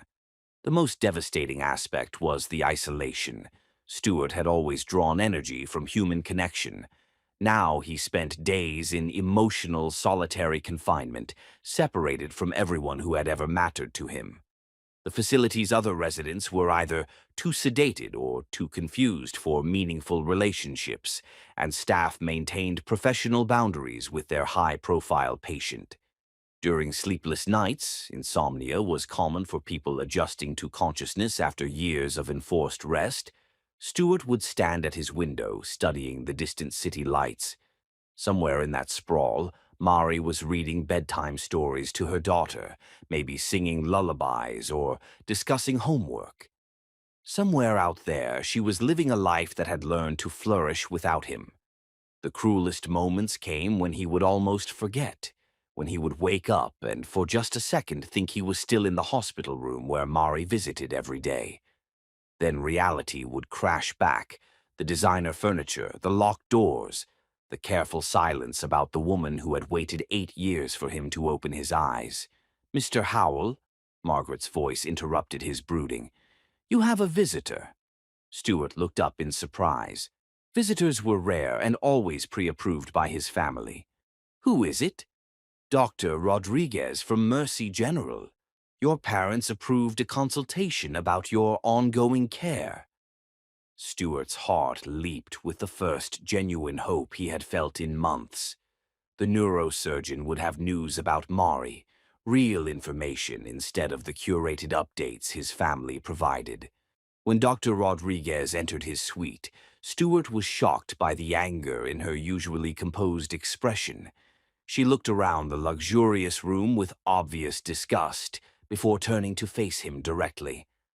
"I can't stay long," she said without preamble, "and I'm probably violating about 12 different privacy laws by being here.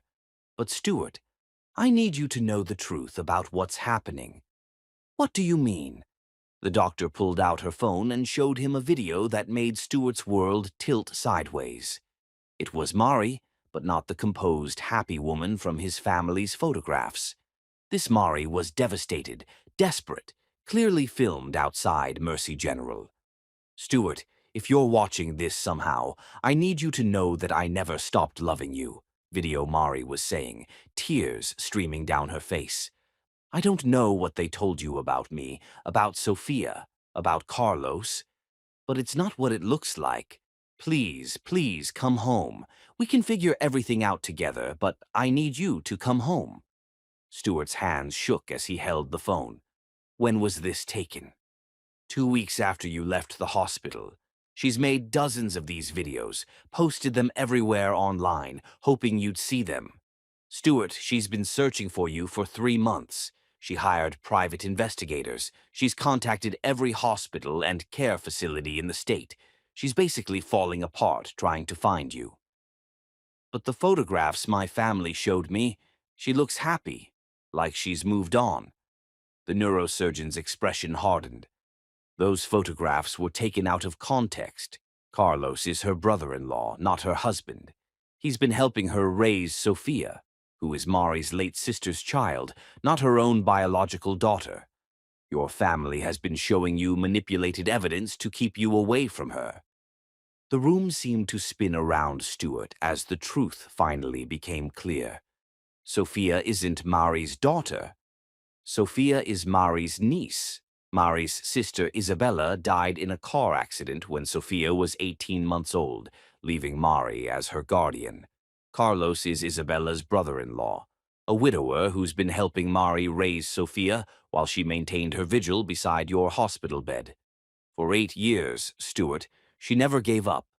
Stuart felt like he couldn't breathe. She waited. She actually waited.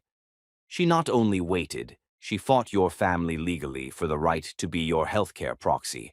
She documented every sign of improvement, advocated for your care, and created a home where Sophia could grow up knowing stories about Uncle Stuart. She never moved on because she never stopped believing you'd come back. Dr. Rodriguez showed him more videos, photographs, social media posts, evidence of a woman who had built her entire life around the hope of his return. Mari speaking at medical conferences about long-term care families. Mari raising money for brain injury research. Mari reading bedtime stories to Sophia that featured a sleeping prince who would someday wake up and come home. "Why didn't anyone tell me?" Stuart whispered. "Because your family has been controlling all information flow in and out of this facility. They've convinced the staff that contact with your former life would be detrimental to your recovery. Stuart, Mari doesn't even know you're here. She thinks you've disappeared completely." The doctor handed him a business card and a small bag. "There's a phone in here, loaded with messages from Mari. Security camera footage from the hospital showing her daily visits. Pictures of the life she's built while waiting for you. You need to see the truth before you make any decisions about your future. Why are you doing this?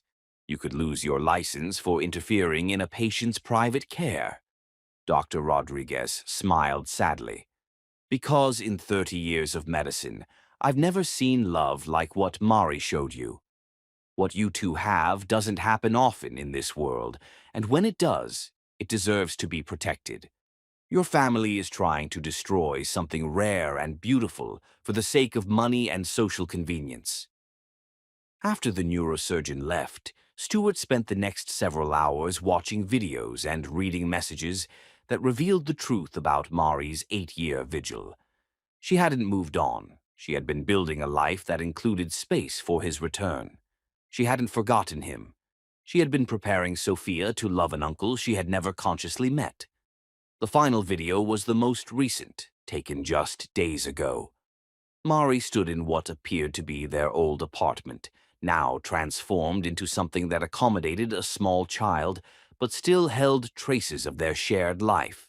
"Stuart," she said to the camera, her voice steady despite her tears, "I know you're out there somewhere. I know you must be scared or confused, or maybe you think I don't want you anymore. But I need you to know that everything I've done for the past 8 years has been about preparing for the day you'd come home. Sophia knows all about you. Carlos knows our story, and he's ready to step back when you're ready to step forward. I've kept our love alive, Stuart. I just need you to come back and claim it." Stuart closed his eyes and made a decision that would either save his life or destroy it completely. He was going to find a way out of this beautiful prison, and he was going to fight for the love that had apparently been waiting for him all along. The only question was whether he would have the strength to reach her before his family discovered what he was planning. Chapter 9. The Truth That Sets Hearts Free.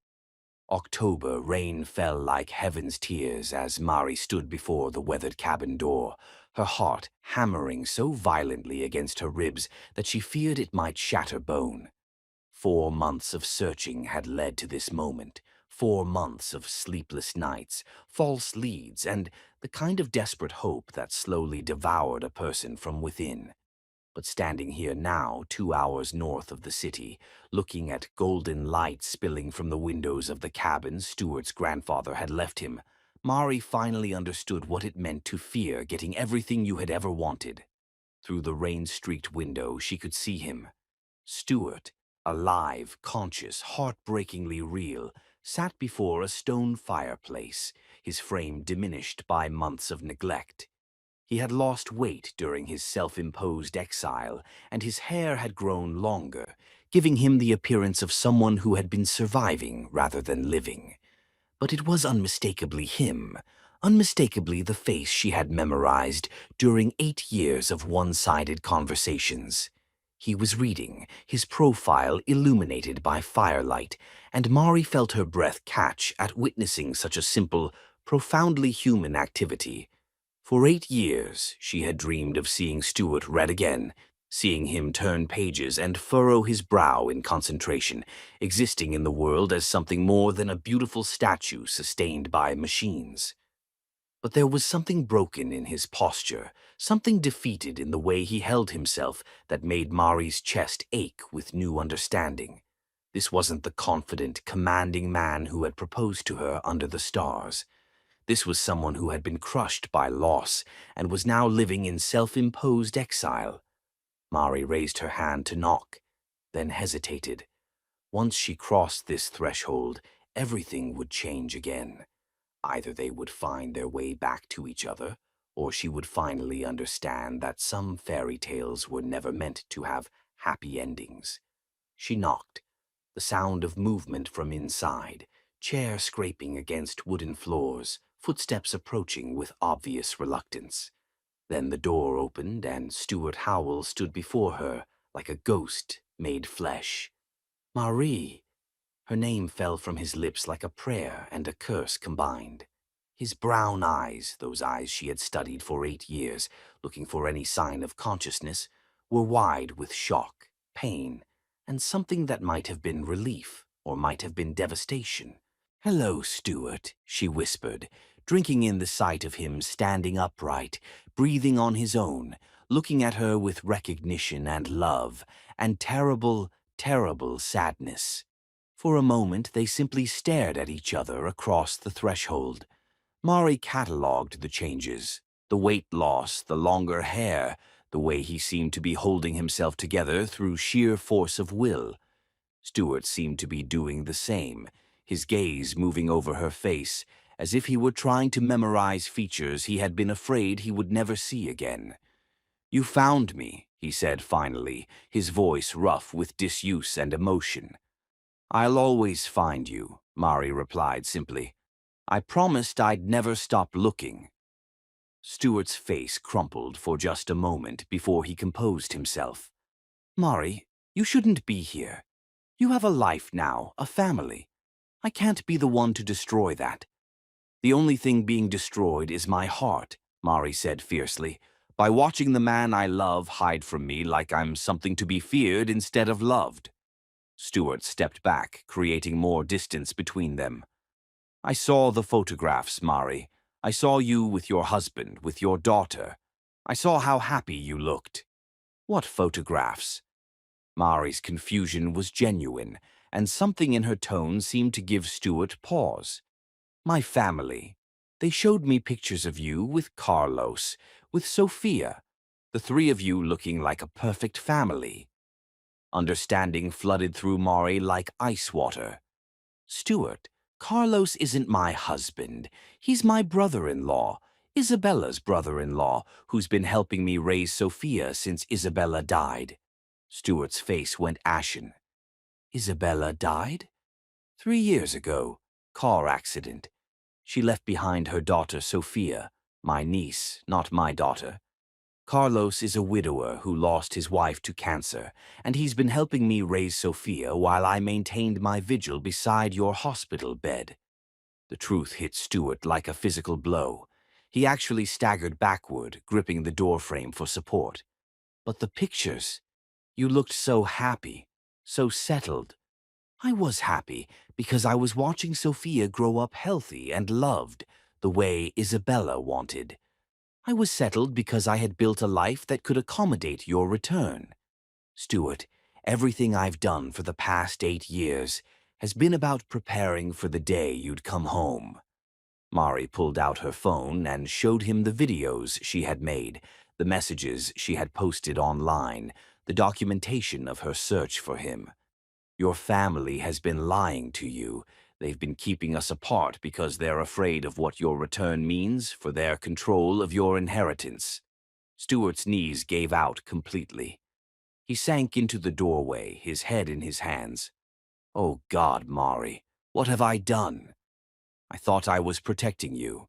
I thought I was being noble by staying away." Mari moved forward without hesitation, kneeling beside him and taking his face in her hands.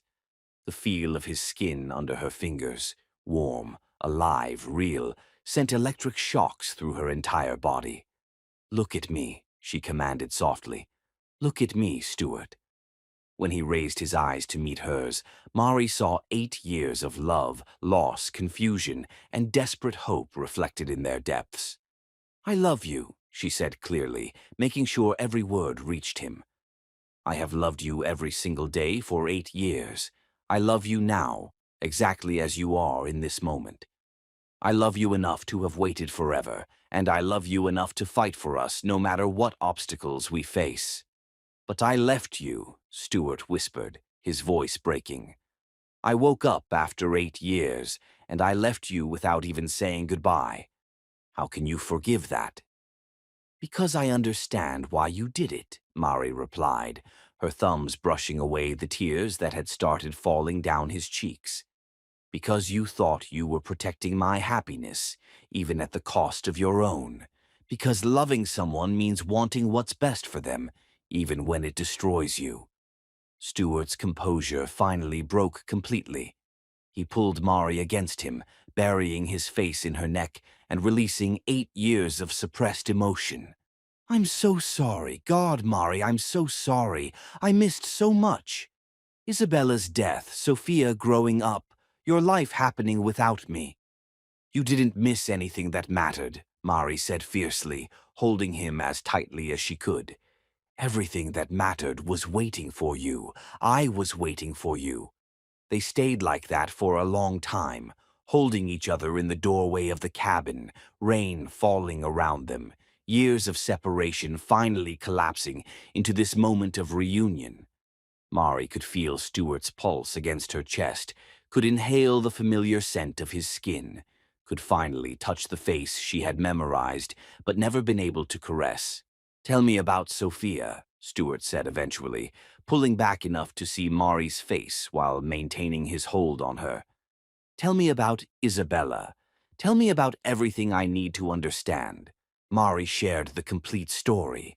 Isabella's pregnancy and struggle with sobriety, her dedication to motherhood, her death, and the promise that made Mari Sophia's guardian. She described Carlos's grief for his lost wife and his gentle support of Mari's vigil. She explained Sophia's childhood, filled with stories about Uncle Stuart who was sleeping but would someday wake up. "She draws pictures for you," Mari said, showing him photos on her phone. "Every few weeks, she creates artwork specifically for Uncle Stuart. She has never known you conscious, but she loves you because I have made certain she understands how much you love her." Stuart stared at the images, childish drawings that clearly depicted a man in a hospital bed, surrounded by flowers, stick figures labeled Aunt Marie and Uncle Carlos, and Sophia holding hands around a figure labeled Uncle Stuart. "She's been waiting for me too," he realized. "We've all been waiting for you, Carlos included. He's never tried to replace you, Stuart. He's been protecting your place in our family until you could come home and claim it." Our family, Stuart repeated wonderingly. Our family, Mari confirmed, built on love instead of blood, chosen instead of inherited. Carlos, Sophia, me, and you, when you're ready. Stuart looked around the cabin, at the sparse furnishings, the stack of books, the evidence of someone living in self-imposed exile rather than truly living. I've been such a fool, he said quietly. I've been hiding here, feeling sorry for myself, when I should have been fighting to get back to you. You're fighting now, Mari pointed out. You're here with me now. That's what matters. Stuart stood, pulling Mari up with him, and for the first time since awakening, he looked like the man who had once commanded business empires and moved mountains to save trapped workers. We need to go back, he said firmly. I need to meet Sophia properly. I need to thank Carlos for taking care of my family, and I need to deal with my parents once and for all. Are you sure you're ready? Mari asked. Stuart, it's going to be complicated. The media attention, the legal battles with your family, adjusting to a world that's moved on 8 years without you. Stuart cupped Mari's face in his hands, studying her features with the intensity of someone memorizing something precious. Mari, I've been unconscious for 8 years and hiding for 4 months. I've wasted enough time being afraid of complications. I want to go home. I want to meet my niece. I want to start building the life we should have had 8 years ago. And if it's difficult, if there are obstacles we can't predict. Stuart's smile was the first truly happy expression Mari had seen on his face since his awakening. Then we'll face them together, the way we should have been doing all along. As they prepared to leave the cabin, Stuart gathering the few possessions he had accumulated during his exile, Mari felt something settle in her chest that she hadn't realized was unsettled. For 8 years, she had been waiting for Stuart to come back to her. Now, finally, they were going home together. The rain had stopped by the time they reached Mari's car, and the late afternoon sun was beginning to break through the clouds. As Stuart settled into the passenger seat, the first time he had been in a car in 8 years, he reached for Mari's hand. One more thing, he said as she started the engine. When we get back, when I meet Sophia, what should I say? How do I introduce myself to a child who's heard about me her entire life, but has never seen me awake? Mari smiled, her heart full of love for this man who was worried about making the right impression on a 3-year-old. You say hello, she replied simply. You say you're Uncle Stuart, and you've been sleeping for a very long time, but now you're awake and ready to be part of her family. Children understand love, Stuart. She'll know who you are. As they drove toward the city, toward the life they had both been waiting 8 years to begin, Stuart squeezed Mari's hand and made a silent promise. He would never again let fear or misunderstanding separate them. Whatever came next, legal battles, media attention, the complex process of rebuilding a life, they would face it together. Love, he was finally beginning to understand, wasn't just about the promise to stay forever. It was about the courage to come home when you had lost your way. Chapter 10. Love Reborn and Multiplied. The sound of small feet racing across hardwood floors was the most beautiful music Stuart had ever heard. And when 3-year-old Sophia launched herself into his arms with the absolute trust that belonged only to children, he understood for the first time what it meant to have his heart expand beyond its previous boundaries. Uncle Stuart, Sophia announced with the satisfaction of someone whose faith had been vindicated. You wake up. I told everyone you wake up. Stuart held his niece, a concept that still filled him with wonder, and looked over her dark curls to where Mari stood in the doorway, her eyes luminous with tears of pure joy. Behind Mari, Carlos waited with the patient dignity of a man who had spent 3 years loving a family that wasn't biologically his, knowing that this moment would reshape their constellation, but not diminish his place within it. Hello, Sophia, Stewart said softly, his voice still rough with emotion from their reunion hours earlier. I'm sorry I was sleeping for so long. Did you take good care of Aunt Marie while I was away? Sophia nodded with great seriousness, then brightened. I made pictures. Want to see all the pictures I made for you? Without waiting for an answer, she scrambled down from his arms and ran to the kitchen table, returning with a carefully maintained folder that clearly represented months of artistic dedication. Stewart opened it to find dozens of drawings, stick figures in hospital beds, flowers in impossible colors, and repeatedly, a family of 4 labeled Aunt Marie, Uncle Carlos, Sophia, and Uncle Stewart. You drew me even though you'd never seen me awake, Stewart marveled, studying a picture that showed all 4 of them holding hands in what appeared to be a garden. Aunt Marie told me stories, Sophia explained matter-of-factly. She said you were sleeping, but you loved me lots and lots. And look, she pointed to a more recent drawing. I drew you waking up. See? Your eyes are open. Stewart's throat constricted with emotion. This child had grown up believing in him, had created artwork for someone she had never consciously known, had somehow understood that love could exist even when the object of that love was absent.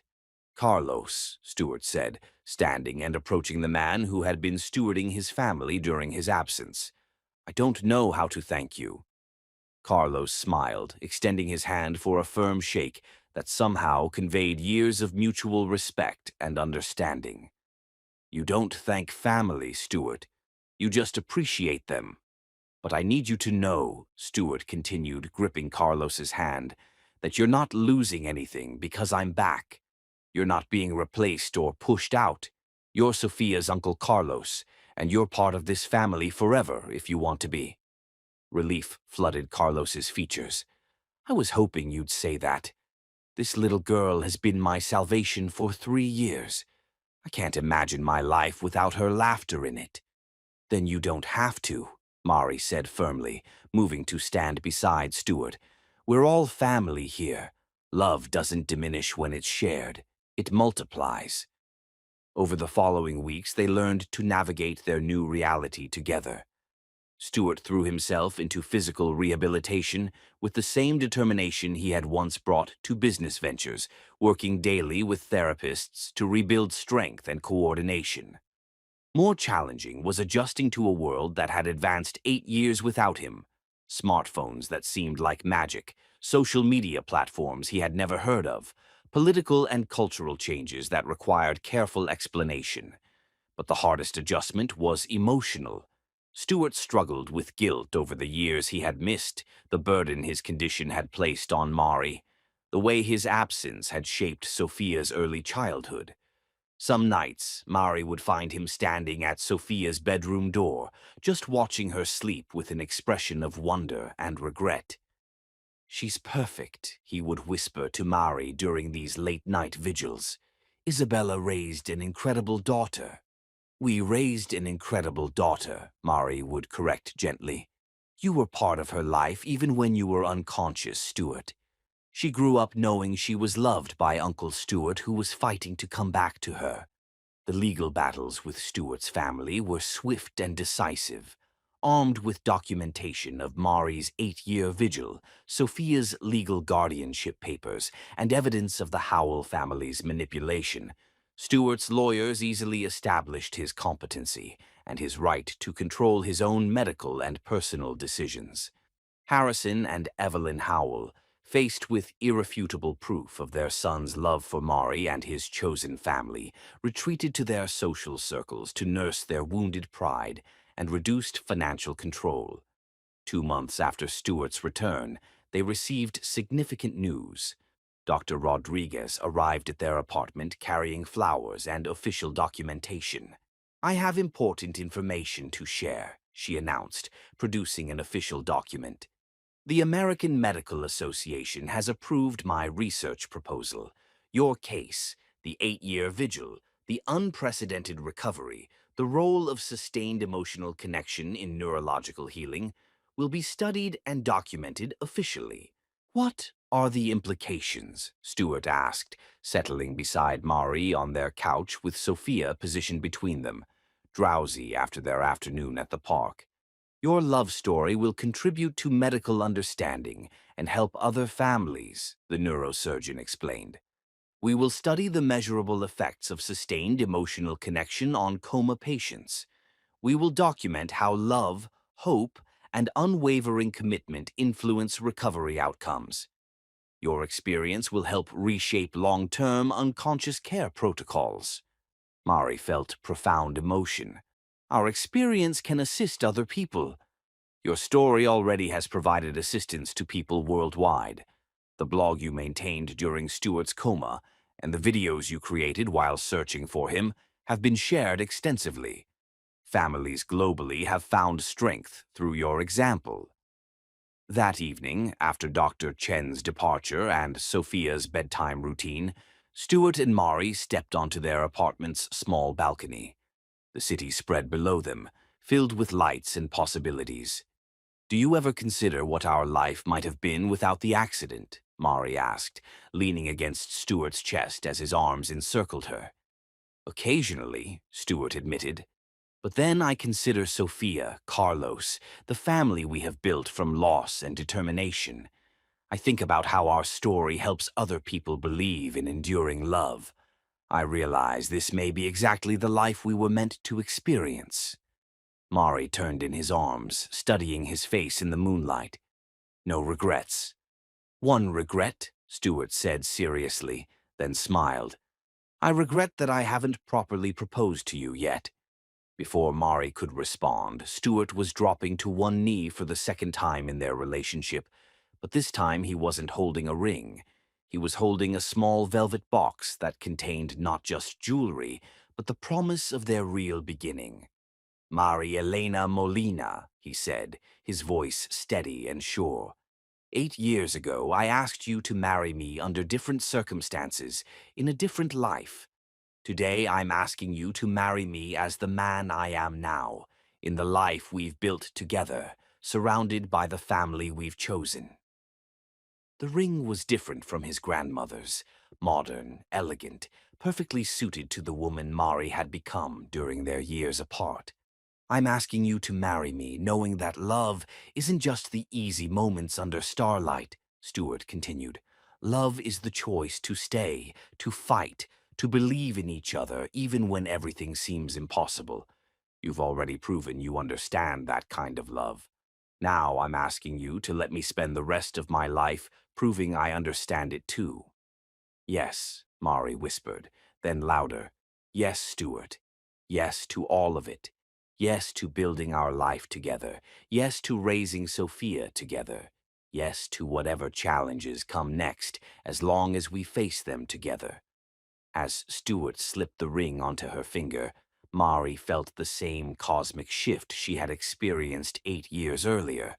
But this time it wasn't just two people promising to love each other. It was the recognition that they had built something larger than romantic love, something that included chosen family and community, and the responsibility to help others believe in love's power. Their wedding took place on a warm Saturday in June, in the hospital garden where Stuart had first seen Mari with Sophia and Carlos. Dr. Rodriguez officiated, having gotten ordained online specifically for the occasion. Sophia served as flower girl, scattering petals with the serious concentration of someone performing a very important job.